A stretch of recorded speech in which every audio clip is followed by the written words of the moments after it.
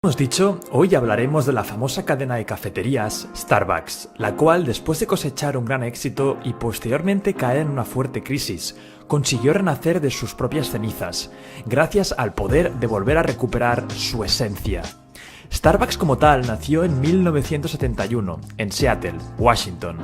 Jerry Baldwin, Zeph Seigel y Gordon Bowker, inspirados en el célebre cafetero Alfred Pitt, decidieron abrir una cadena de tiendas donde se vendieran granos y máquinas de café para el consumo doméstico. En 1982, Howard Schultz decidió embarcarse en el proyecto como director de marketing, pero durante un viaje a Italia, quedó prendado del encanto de esas pequeñas cafeterías de atmósfera agradable, donde se podía degustar un café delicioso en un ambiente bonito y auténtico. Pensó que importar esa experiencia cafetera genuina a Estados Unidos era una buena idea de negocio.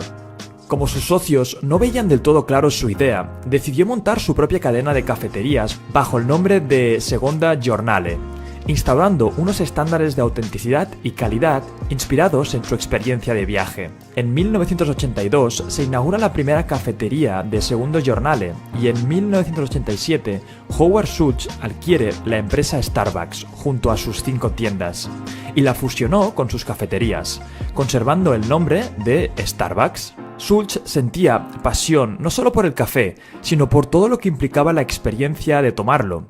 Inspirado en sus vivencias durante su viaje por Italia, decidió cómo sería el producto que iba a vender en sus cafeterías. Una experiencia rica y completa. Schultz fue el director ejecutivo de la empresa desde 1987 hasta el año 2000. Durante esos años, la cadena no paró de expandirse, primero por Norteamérica y luego por el resto del mundo. La primera cafetería que se abrió fuera de sus fronteras estadounidenses fue en Tokio, en el año 1996. Después de esos primeros años de éxito, Schultz pensó que el trabajo duro ya estaba hecho y decidió hacerse a un lado y dejar de ser el director ejecutivo, ya que creía que la ruta de la empresa estaba bastante encaminada. No obstante, los principios y filosofía que habían inspirado a Starbucks desde sus inicios se estaban perdiendo poco a poco, sin que nadie se diera cuenta. La política de la empresa se había centrado casi exclusivamente en la expansión, y quizás se habían perdido cosas importantes por el camino. Por si fuera poco, alrededor del 2007 llegó una fuerte crisis financiera y una recesión económica que azotó en todo el mundo. Schultz se detuvo un momento a observar en lo que se había convertido Starbucks. Bien no podía controlar los factores externos como la crisis, pero sí estaba en su mano mejorar la empresa desde dentro, ya que tenía claro que había muchas cosas que no funcionaban o no se estaban haciendo correctamente. Cayó en la cuenta de que la expansión se había vuelto la principal estrategia y el objetivo de la empresa. Pero, en realidad, de acuerdo con los principios fundacionales que tanto se había esmerado en instaurar, la experiencia que ofrecía a los clientes y que debía estar en continua mejora, debía ser el principal objetivo y estrategia de la compañía. La expansión llegaría como resultado de un buen trabajo, conseguido en el día a día de sus cafeterías.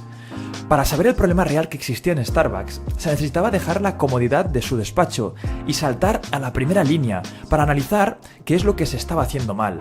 Para ello, decidió moverse por todos los países y por distintas cafeterías para ver cómo era ese servicio y si de verdad se habían perdido los valores y los principios que él tanto amaba para su empresa. Se dio cuenta de que la esencia de las cafeterías italianas, la experiencia de sentarse en un lugar apetecible y degustar un delicioso café, servido por un agradable personal, se había perdido por completo en la mayoría de establecimientos. Los trabajadores estaban demasiado ocupados para ofrecer un servicio adecuado, y al entrar en un Starbucks daba la sensación de estar en un lugar lleno y atareado, convirtiéndose incluso en un espacio algo agobiante. Además, frecuentemente los establecimientos se quedaban sin existencias hacia el mediodía, con que muchas veces los clientes no podían pedir su café según el momento del día. Schultz se daba cuenta de que aquello no podía ocurrir en absoluto.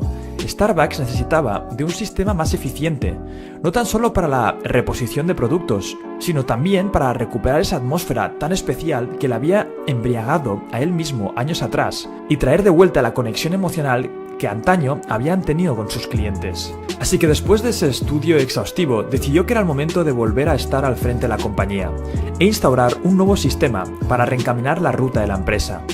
Lo primero que dejó claro es que a partir de ese momento la expansión se frenaría.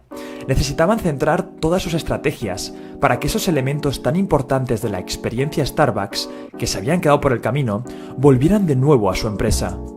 Decidieron actuar de raíz, formando de nuevo a los trabajadores y mejorando su relación con ellos, volviéndose mucho más cercana. Además, cerraron todos los Starbucks Estados Unidos durante 3 horas para formar y enseñar a sus trabajadores bajo el principio de que hacer un gran café es un arte y requiere práctica. Necesitaban que la experiencia y la mejora continua fueran la prioridad real de la empresa. Para ello, y como los empleados son los que tienen el trato directo con los clientes, se enfocaron en entusiasmar de nuevo a esos trabajadores, para que amasen el producto y así pudieran ofrecer una experiencia Starbucks completa.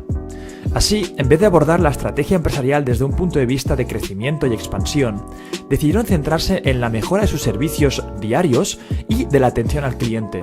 También mejoraron el sistema de reposición para que este fuera mucho más eficiente y los clientes pudieran pedir su café en cualquier momento del día, sin importar la hora que fuese. Además, renovaron las máquinas de café por unos nuevos que dejaban mucho más aroma en el ambiente. Entendían que la experiencia era un conjunto de factores: el mobiliario, el sabor del café, la música agradable, el aroma, el ruido de las cafeteras, el trato al cliente, todo debía estar en sintonía. Querían que esa misma agradable atmósfera se respirara en cada uno de los establecimientos de Starbucks, así que instauraron un sistema que después se esforzaron en replicar en todos los locales del mundo.